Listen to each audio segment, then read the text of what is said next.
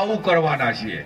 તમે આપણે એમને નવું કરવા માટે એમને મત આપ્યા, મત આપીને આપણને છેતરી ગયા, અને છેતરી ગયા પછી છેતરા તો આપણને એકને છેતર્યા હોત તો બરાબર, પણ આજે આખો દેશ ખાડામાં ધકેલી ગયો, આખો દેશ ખાડામાં ધકેલી ગયો.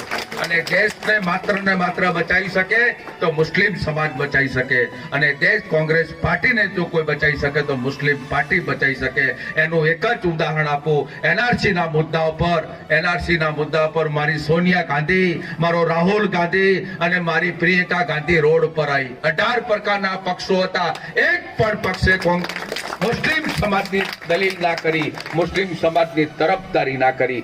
આ એક જ પાર્ટી એવી છે કે જે તમને અનુસરે છે, તમારી રખેવાળી કરે છે, તમારી રક્ષા કરે છે અને તમારું આખા દેશમાં રક્ષણ પૂરું પાડે છે.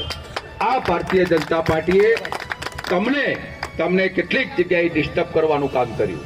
આ ભારતીય જનતા પાર્ટીએ 3 તલાકના નામે મુદ્દો ચલાવી અને 3 તલાકના મુદ્દા પર સુપ્રીમ કોર્ટમાં મોહર મરાઈ અને એ કાયદા નાબૂદ કરવાનું કામ કર્યું.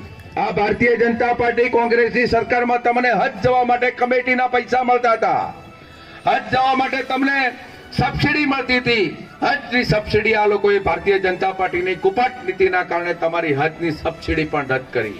ત્યારે તમને એટલેથી નહીં, તમારે લઘુમતી સંસ્થાઓમાં તમને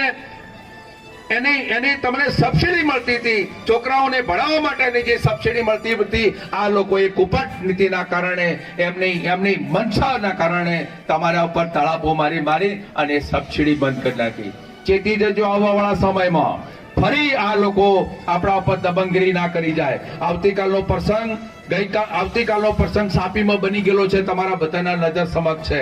આ પ્રસંગને અમે લોકો તમારી રક્ષણ કરશું, અમે લોકો તમારી રખેવાળી કરશું, અમે તમારી ચોયઓણી વચ નહીં ઉતરવાથી એવી સૌને ખાતરી આપું છું.